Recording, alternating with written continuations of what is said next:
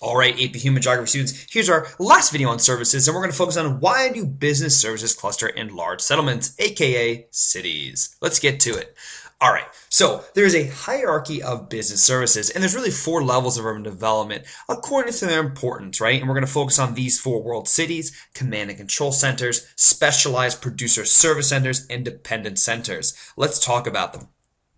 All right, let's talk about world cities. World cities are basically the center and flow of information and capital, right? Think about the stock exchange, a major financial asset in any city. Now, all major industries of business are really located in world cities, such as banking, insurance, advertising, accounting, the list goes on. All right, and these industries provided advice or services to other major corporations within the city, such as their board of directors or the headquarters of a company. Now, there is a disproportionately large number of wealthy citizens in cities for consumer services versus other places, and this is why cities contain the most plays, the most concerts, nightclubs, bars, operas, etc. The list goes on. Now, international and national public services are also located in these major cities. For example, the United Nations is located, well, in a major world city, New York. All right, let's talk about command and control centers. These contain headquarters of many large corporations. They have well-developed banking facilities. They house other important services such as insurance, accounting, and advertising that also lend their services to these headquarters. And also important educational institutions can be found here. A great example of a command and control center area is the Silicon Valley. You can see all these high-tech industries in a specific area surrounded by one major world city, San Francisco. All right, let's talk about specialized producer service centers, and these offer highly specialized services which can be divided into two categories: management and R&D, or research and development. So for example, is in the motor vehicle industry in Detroit, right? A very specialized industry in one area. And then the other subdivision group is government education, and this usually constitutes where a major state or federal government is located as well as a major university. So for example, Madison, Wisconsin, right? The capital of Wisconsin and home to the state government, and also home to the University of Wisconsin, the Badgers.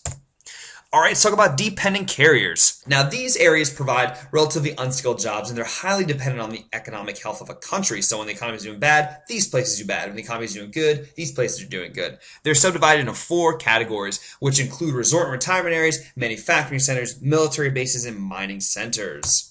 All right, let's talk about business services and LDCs because they provide two very distinctive roles. One is offshore financial services. Now, for example, we talked about offshoring and taxes, right? They're lower and they're more attractive with lower taxes on land and capital gains. Now, it's estimated the U.S. loses about $70 billion in revenue because companies offshore their headquarters. Another benefit of offshoring is privacy, specifically in the banking industry where offshore accounts are protected assets because of foreign laws on banking. So for example, if somebody files for bankruptcy in the United States, but they have overseas assets in, let's say, certain countries, well, these can't be confiscated. I know, interesting, right? So one famous offshore banking area, which usually you probably heard of in the movies, is the Cayman Islands, where many individuals on this little island here south of Cuba store their money. In fact, there's only 400,000 inhabitants, but over $1 trillion worth of money located on the Cayman Islands.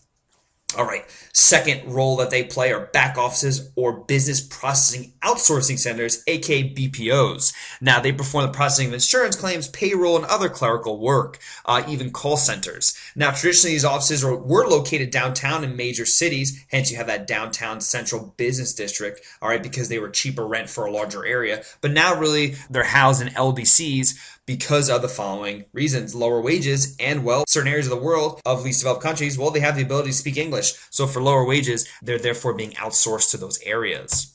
All right, let's get some terminology down real quick, and let's talk about basic versus non-basic industries. What is a basic industry? It's an industry that exports to consumers outside of the main city area, and these attract new workers to the settlement for jobs. And, well, if that attracts workers for jobs, this in turn attracts services for those workers, such as grocery stores, laundromats, etc. So this builds up a city, if you will, a little urbanization going on. An example is Adidas clothing, Nike shoes. I mean, the list goes on, where a company creates something in one area and then sells it to a bunch of other areas. A non-basic industry are industries that sell to consumers within the same area. This is really your local businesses selling to your local consumers. And last but not least, terminology-wise, economic base. Well, it's a collection of basic industries, usually specializing in a certain area of industry. So an economic base, for example, could be Detroit with motor vehicles. It could be computing services in Boston and San Jose, or it could be entertainment and recreation services in Atlantic City and Las Vegas. Okay. All right, we're going to talk much more about this stuff in class. See you then.